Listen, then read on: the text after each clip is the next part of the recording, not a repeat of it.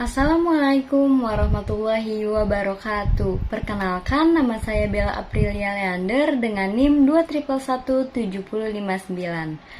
Pada kesempatan kali ini, saya akan memaparkan materi tentang pembelajaran model diskusi kelas guna memenuhi tugas ujian akhir semester pada mata kuliah Strategi Pembelajaran dengan dosen pengampu Ibu Febrianti Yuli Satriani, SPDI MPD.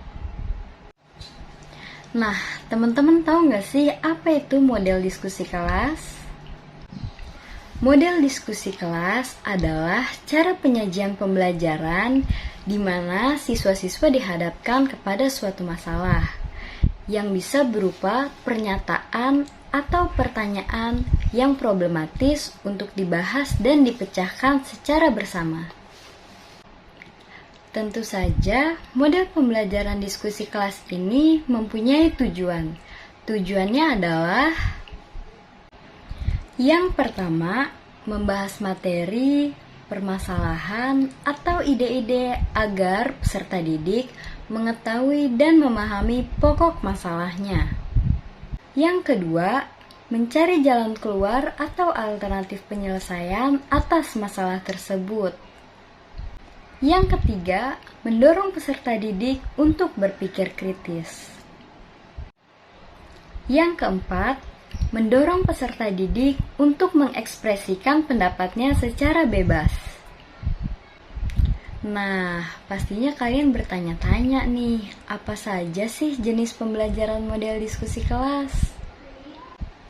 Pertama, diskusi kelompok besar atau whole group discussion adalah diskusi kelompok utuh di mana kelas dimodifikasi menjadi satu kelompok dengan posisi guru berada di depan kelas untuk memberikan informasi serta pertanyaan kepada siswa. Siswa juga mengambil bagian untuk menjawab pertanyaannya. Diskusi ini lebih ideal apabila anggotanya tidak lebih dari 15 orang. Kedua, diskusi kelompok kecil atau buzz group discussion. Jadi, kelas dibagi menjadi beberapa kelompok kecil yang beranggotakan 4-5 orang. Diskusi ini diadakan di pertengahan pelajaran atau di akhir pelajaran dengan maksud siswa mampu menajamkan pemahaman kerangka pelajaran, memperjelas penguasaan pelajaran, atau menjawab pertanyaan-pertanyaan.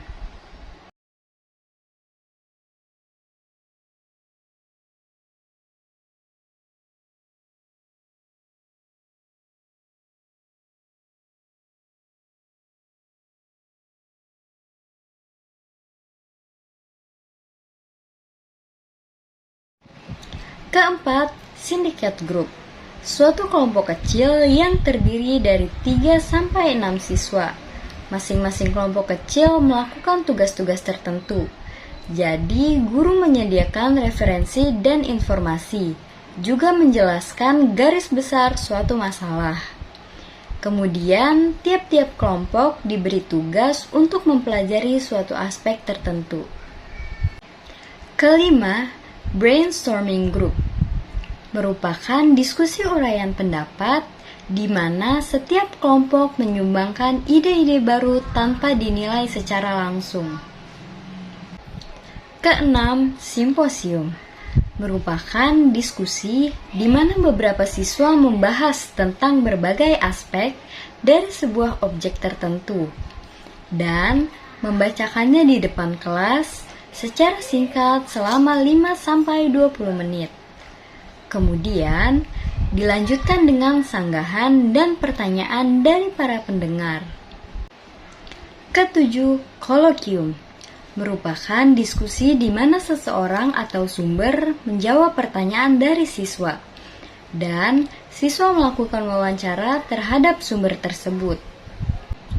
Kedelapan, informal debat, yaitu diskusi yang dilakukan di mana siswa berhadapan satu sama lain dan membahas perdebatan yang bersifat problematika. Kesembilan, fishbowl. Siswa dibagi menjadi beberapa kelompok yang disebut sebagai kelompok dalam. Kelompok ini mendiskusikan suatu masalah tertentu. Kemudian, kelompok lainnya atau kelompok luar sebagai pendengar. Pastinya, pembelajaran model diskusi kelas ini ada kelebihan dan kekurangannya. Nah, kita bahas yang kelebihannya dulu nih, teman-teman. Beberapa kelebihan pembelajaran model diskusi kelas, di antaranya adalah: yang pertama, melatih siswa untuk belajar mengemukakan pemikiran dan pendapat. Kedua, memberikan kesempatan kepada siswa agar dapat menyelesaikan masalah secara bersama-sama.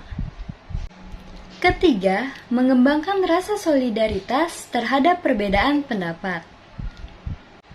Beberapa kekurangan pembelajaran model diskusi kelas diantaranya adalah: yang pertama, tidak semua topik dapat didiskusikan. Hanya hal-hal yang bersifat problematis saja yang bisa didiskusikan. Kedua, diskusi yang mendalam memerlukan banyak waktu. Ketiga, biasanya tidak semua siswa berani menyatakan pendapat. Yang terakhir, memungkinkan munculnya rasa permusuhan antar kelompok karena menganggap kelompoknya lah yang paling benar. Demikianlah pemaparan materi dari saya. Kurang lebihnya mohon maaf. Wassalamualaikum warahmatullahi wabarakatuh.